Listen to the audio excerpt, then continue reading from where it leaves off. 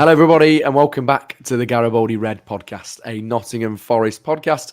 I'm Max Sayes, your host, and on this Monday, we thought we would do, why not, a bit of a standalone episode dedicated to one of our favourite players, probably on the podcast, Ryan Yates. As we all know, the last few days, he signed a new contract for Forest, which means he put pen to paper and has signed the deal until 2028. He is such an influential player. He's been at the club since aged 8.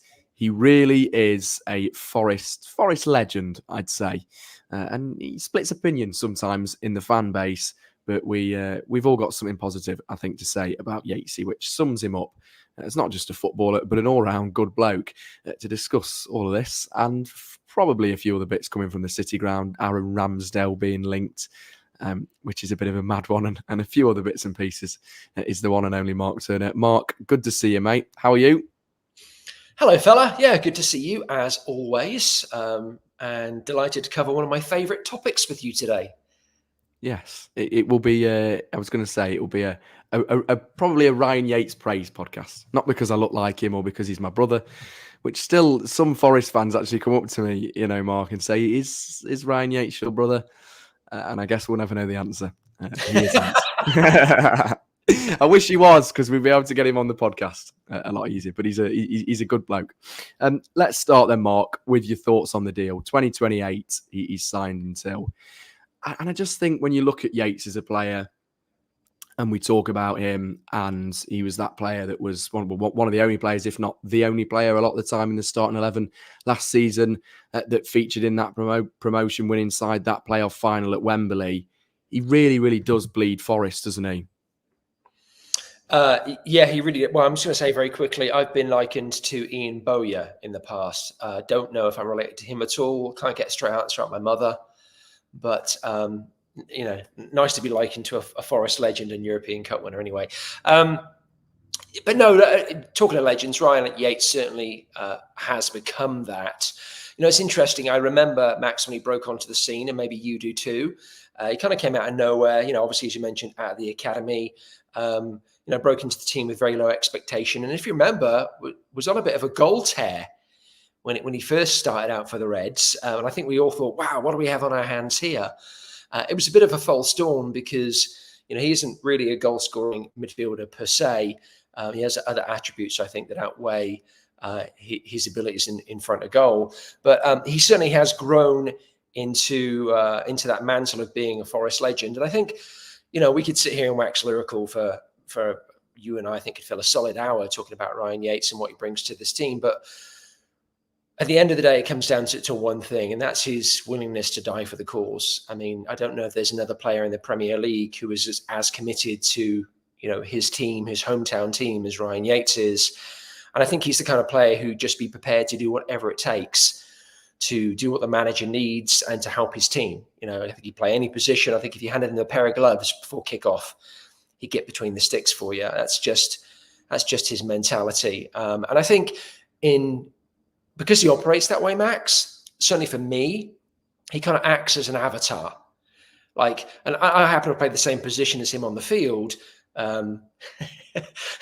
Clearly not the same quality, but he kind of is. So he has that kind of additional layer of being an avatar for me, and I kind of watch him and I play a similar position and try and play similarly. But outside of that, because he does appear to be sort of a fan living our dream, right out there giving it all for the shirt. It's, for me at least, it's very easy to kind of connect with that emotionally and to wish him all the best. So, when he stuck in his first Premier League goal at the back end of last season, nobody was screaming louder than I was. I'm just delighted to see him get the new contract. Yeah, me too. We are live on Facebook and YouTube, by the way, our lads, or if you're listening back on Spotify or Apple Podcasts. Mark has got in touch via YouTube and says the fact that every Forest manager since Yates' debut has picked him is so telling about his career, as he's opposed to the views of his critics. I mean, that is a very interesting. Say that again, Mark. Managers is that now? You must be getting on for about 8 or 9 managers, mustn't we? Yeah, I'd be more inclined to say 6 or 7. I reckon managers that have definitely been in charge of the club since Yates made his debut, which puts us on to actually quite a nice point. So I wanted to talk about kind of that that fact in a way, really. And I always remember Roy Keane spoke very, very highly of Ryan Yates when he had that brief stint as assistant manager back at the club with Martin O'Neill, which, albeit didn't work out for various different reasons, but Keane talked often about how Yates was an excellent player to coach and how he set the example to the younger players, still being a young lad himself. And as you've just said, his willingness to almost die for the shirt and die for the badge. It's I suppose it's what you want, isn't it, Mark? In every Forest team, in every Premier League side, in a way, you want those homegrown players where we can sing he's one of our own, and he's got still, the technical ability, very, very good technical footballer, and you just want that, don't you? For players, you want, as fans, we want to see just homegrown players on the pitch, and as you alluded to earlier, people that are almost replicating a fan's dream in a way. Yeah, it's interesting. You hear fans talk about this pretty often, Max, where they sort of say, he understands what it means, to play for Forest or to play for whatever club it might be, and you see that in the way he plays. And what does that mean? What does he understand what it means mean? And for me, it's about, and I guess this is consistent across any club that you play for. It's about understanding that the fans want and expect and will accept nothing less than 100%. And it doesn't really matter. I mean, and the only way you kind of get around that as a player is if you have incredible technical ability and you kind of swanning around the field, and then when the ball arrives at your feet, you do something that's absolutely breathtaking and kind of highlight worthy, like a Matt Letitia or an Eric Cantona, those kinds of players. You don't expect to be running 24/7. But a player like Yates, who you mentioned, is technically very good. Like, he wouldn't be a Premier League player if he wasn't, but also limited. Then you want to see a player like that giving absolutely everything and on their knees at the end of the game, knowing that whatever the result is, they've emptied the tank. And that's what you get from Ryan Yates. And he's not alone in that. I'd say there are other players in the team as well. I think Morgan Gibbs-White's another good example of that. But with Yates having that connection to the club, having come through the academy, it just takes it to another level. It also, though, Max, as you well know, the other side of that coin is, it also means that there tends to be, I'm not quite sure what the right phrase is here, but I'm going to go with less tolerance from certain sections of the fan base in regards to Yates. And because he's come through the academy, because he's one of our own. And we've seen the same with Worrell. We saw the same with Osborne. All of the young lads that come through the club, they're on a knife edge. Like, when they're playing well, it's, one of our own. And when they're not, they're subject, I think, to more vitriol than perhaps other players in the squad, which doesn't seem fair. What's your take on that? Yeah, well, yeah, I was just going to jump in there. I think often in football and modern day football is that, and maybe we're getting into the psychological impacts of a football fan here and exploring the brains of Forest fans, which would be a difficult task. But it's a whole other podcast. Yeah, it's a whole other podcast to do that. We'll have to get some science expert on or something. But I think, in a way, in modern day football, when you've got players that have been homegrown and almost the fans build the connection and the rapport with, maybe you feel a bit more comfortable criticising that player or calling them out or use them as a scapegoat. I often think maybe that, it's a really interesting point. And I genuinely, people might think I'm just talking rubbish here, but I think there's a little bit of almost reason in that to say that, because when you think about Yates, he was at the club when we had Fawaz issues. He's been at the club during many ownership issues. He's been at the club when on the pitch it's not gone so well. The same with off the pitch. And maybe fans, because they build up that rapport with him as a fan base, and we love Yatesy, but maybe some are just more likely to criticism because he becomes a bit of a scapegoat. He becomes a bit of a name where maybe people won't criticise Morgan Gibbs-White as much, perhaps because we paid a lot of money for Morgan Gibbs-White and it's Morgan Gibbs-White. He's maybe a bigger name than Ryan Yates. No disrespect, of course, to Yatesy. Maybe that's why. Don't know if you agree, Mark, or you think I'm just talking rubbish. No, I think it's interesting to get your perspective, because obviously I'm 5,000 miles away. I get to the City Ground, maybe once a season or once every other season. You're there every home game. And so you're surrounded by people, like-minded, and you're having conversations. So it's interesting to get that perspective. And again, I don't think it's something that's unique. We kind of joke, getting into the psychology of a Forest fan. This is not something that's unique to the City Ground, of course. I think, you see this in fan bases all over the country in regards to their own players. They're so excited to see them break through, but then the expectation is way higher. Hey, I have to say, while you were talking, I couldn't help myself. So I think Yates broke through in 2016. Yeah. I want to say 16, 17. So it looks like, you count here while I list them off. I think it's 10 managers. So I think Montagnier gave him his debut. Mm-hmm. Gary Brazil played under Mark Warburton. Ita Karanka, Martin O'Neill, Sabri Lamouchi, Houghton, obviously, Stephen Reed, temporarily, Stevie Cooper, of course, and then Nuno. So what's that, 9, 10? 10 Yeah, managers. mental, Yeah. mental, That's obviously, that's including caretaker managers. But, of course. I often think, Mark, Gary Brazil's obviously left the club now, but he'll always be remembered for what he did with the academy. Yeah. And you sometimes Yeah, think so, that without Gary Brazil coming in to Forest and taking charge not just once but numerous times, could be 3 or 4. You just wonder whether those young players that were on the verge of breaking through would have not, would have been given that chance, because even players like, you go back a few years, but somebody like Oliver Burke, I can remember when and Ben yeah, Brereton, that Gary Brazil gave them their chance, and then Forest sold them for quite a decent amount of money in the future. And that's why the academy is so important, isn't it? Gary's left now, but you've got Chris McGuane, who's the academy manager, who does a very, very good job. I had the pleasure once of interviewing him, and he speaks highly of Forest, and he really knows what he's doing. He's got the right intentions for sure. And that's why the club have to carry on the academy work in a way, because you get players like Yates out of it. Yeah, you make a great point, and I think we need to not forget the important. Well, certainly none of us forget the importance of the academy days gone by, particularly when we were in the Championship and in the dark days of League One.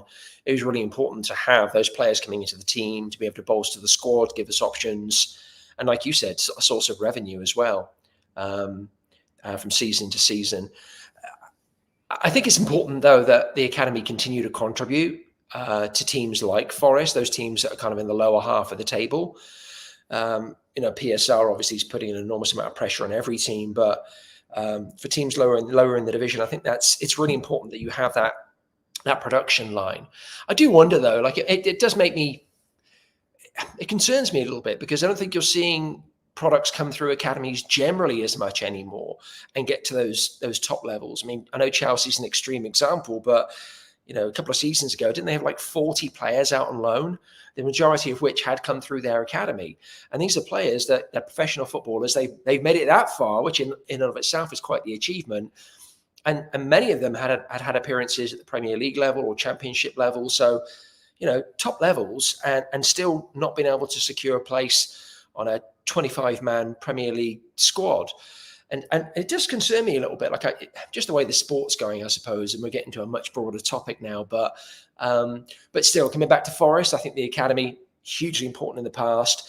And I think, I'm hoping that the current club leadership don't lose that focus, recognize that it's maybe going to have limited impact moving forwards, but there's still benefits having that matriculation through the system, giving the local community that belief that, kids come through from Nottingham, if they're good enough, they might make it for their hometown team.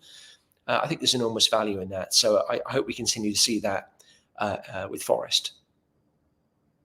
Yeah, and Forest have actually got Craig Mulholland as an academy kind of lead phase development type role. He came, if you remember, with Ross Wilson. They kind of came as a pair from Rangers. And whatever Rangers fans tell you, really, they're very shall we say, experienced in their roles, and they've had lots of experience, and they've hopefully carried on the good work that Brazil did. And Gary Brazil now works for England. Actually, he works for the FA.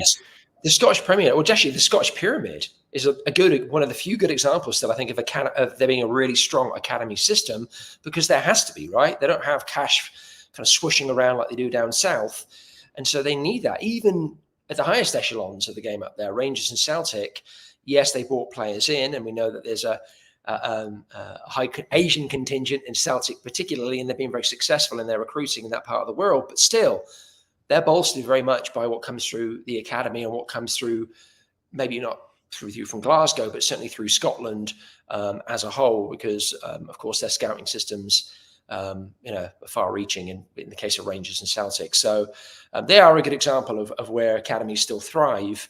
But it just concerned me that we're sort of losing that a little bit here in England. You'd be a great scout, Mark. I was just thinking that you'd be a brilliant football scout with all your expertise. Although you'd probably go around the Forest training ground when you're trying to get all the signatures on your retro shirts. And I was going to say, I'm just looking at the back there with that lovely signed Ryan Yates shirt. See, you should donate that. You should donate that to for my plain background as I've just moved. As I've just moved flats, I'm still trying to work out whether to stick with the brick wall or go with a white background. I What like do you think, it. Mark? I like it. I mean, there's some people who would actually have that as a filter. Yeah, but believe me, this if I'm gonna say, if you're watching on YouTube now, I'm smacking the brick, and it is real brick. Oh God, you can tell it's a slow news day, can't you? Right, let's look at some stats of Yates, which are really good actually, and they're provided to us by WT Analysis on Twitter. If you want to go and have a follow to them, and we're actually hoping to do a podcast with them, with the guy from there very soon. So big shout out to him with providing us with these. Done a bit of a player profile on Yates. You can see his appearances. 35. I guess obviously this was in the Premier League last season. I think it is. Minutes played 2,309. Passing accuracy 83.6%. Duels won. We love a duels won stat, don't we? At 55%. And you can see there just on screen. Leave it on for a minute. And obviously, if you're listening on Spotify or Apple Podcasts, I highly recommend you go to the WT Analysis. We'll also tweet this graphic out on Garibaldi Red's socials account so you can see. But it really shows Yates still up there, despite a lot of the criticism from certain sections of the fan base. And I think that's interesting, isn't it, Mark? And we'll come on to it because we've had a few questions about Forest starting 11. Do you see Yates still? Well, not still, but do you see Yates starting next season? Obviously, players like we touched on Sangare lots in the last few weeks in the podcast. Or can you see Ryan Yates being a player to come on off the bench, or do you think he should be starting every Forest game in the next Premier League season? Yeah, so I definitely want to address that question. I also want to make sure we give a little time over to the opening words of the first sentence of that graphic, which is Forest captain Ryan Yates. I wonder whether or not he'll be the captain this year and whether he should be the captain. I think that's open to conversation. That's an interesting topic. And it kind of connects to the question you just asked me, Max, which is, should he start? Is he going to start? In reality, I don't know that it really matters. I think if you're trying to be a strong Premier League team, then obviously you need a squad of players who are able to step in and not have the quality of the team overall drop. So when you look now at the players we have in midfield, Morgan Gibbs-White, we have Dominguez, Sangare, Yates himself, Anderson, and I'm probably missing a couple of others. I mean, there's real depth and quality there now.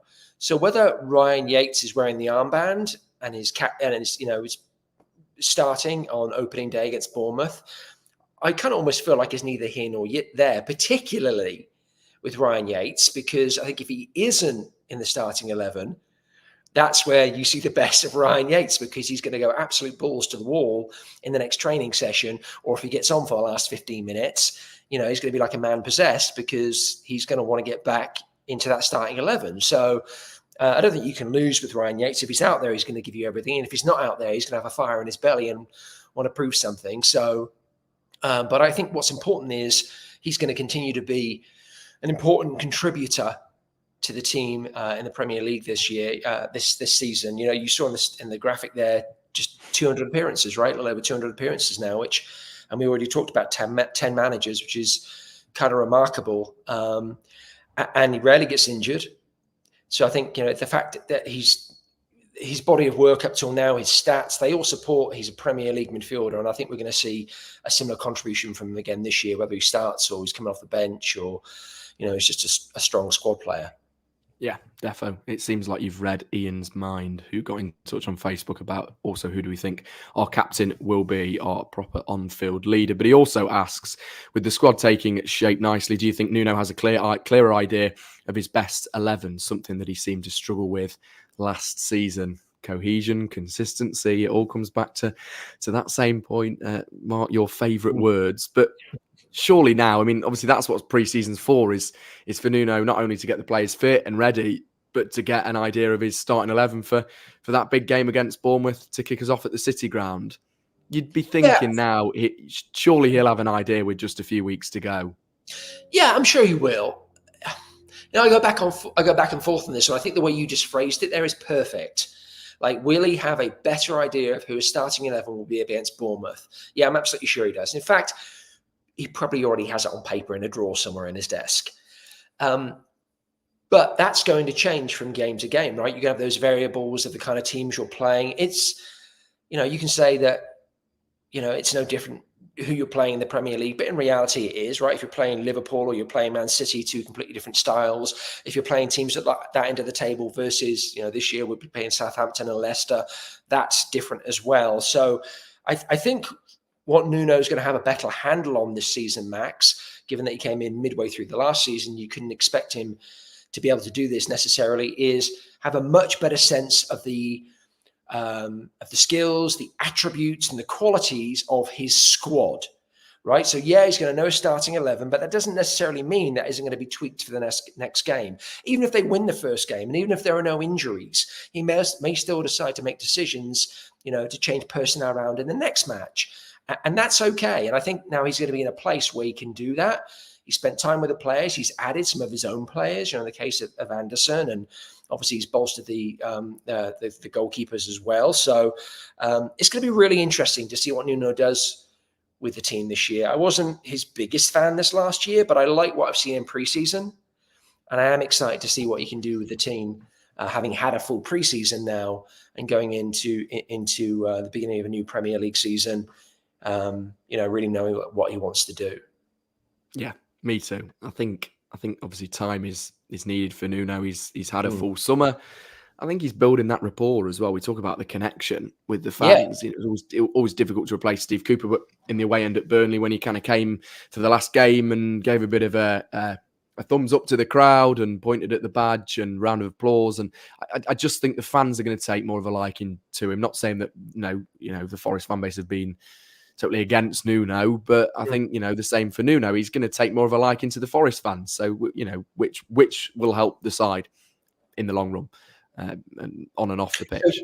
So then, as Nuno, as he develops his understanding of the squad and the way he wants the team to play, what are you hoping to see this year? Would you be happy seeing the team be consistent, grinding out results, and be around mid-table, threaten the top 10, but it all be very uninspiring and just kind of, hey, we're just grinding this out, we're just getting over the line?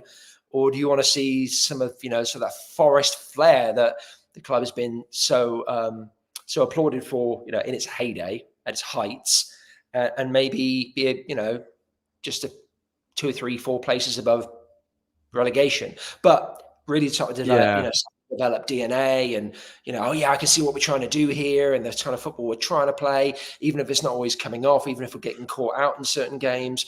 What would be your preference? Again, somebody from, who sits in the stands every home game. I'd say, Mark, I would honestly say I'd be happy to see Forest grind out results that might not be pretty, might not be that free-flowing attacking football, but for Forest to be further up the table. I think the majority maybe of football fans would say that. I mean, just ask Cardiff fans what they thought when they got promoted to the Premier League a few seasons ago with Neil Warnock. They did it all with long throws and hoof ball, but they got to the Premier League and they finished, champions of the Championship that season. So for Forest, I'd just say, I think this season won't be as difficult as last season because we won't have -4, fingers crossed. But it still won't be easy. The Premier League is such a difficult league, and things will come Forest's way, right? Injuries and speculation and stuff off the pitch and dodgy VAR decisions. We know that that's going to happen. That's just naturally football. But I think for Forest, it's about keeping the consistency, finding a proper starting 11 that we can go, oh yeah, Sangari's in the team and he's played the last 7 games, or Yates, and then just just have that connection with the squad, because it will be the same squad maybe every week. And of course, that's not always going to happen because we're going to have injuries and everything, as I just mentioned, thrown into it. But it's about keeping the consistency, right? It's about keeping that, I'm going to use your word, that cohesion, and moving forward every single game. If it means Forest grinding out results away from home and winning 1-0 or 2-1 and it being a bit scrappy and it not being the prettiest, then I'll take that. That's me talking from a fan's point of view. Talking from maybe just watching it, if I was trying to be a neutral, we want nice free flowing attacking football, but that's not always going to happen in the hard. And Steve Cooper alluded to that, right? Before he left Forest, they had to change their ways. Steve Cooper wanted to play the football that Forest played in the Championship, which was free flowing, which was attacking, but he had to change it to low block, to it being incredibly defensive at times in order for Forest to grind out results. And if we hadn't have done that, we maybe wouldn't have had results like, Arsenal on the last day of the season when we stayed up, or when we beat Liverpool that time 1-0, or away at Southampton 1-0.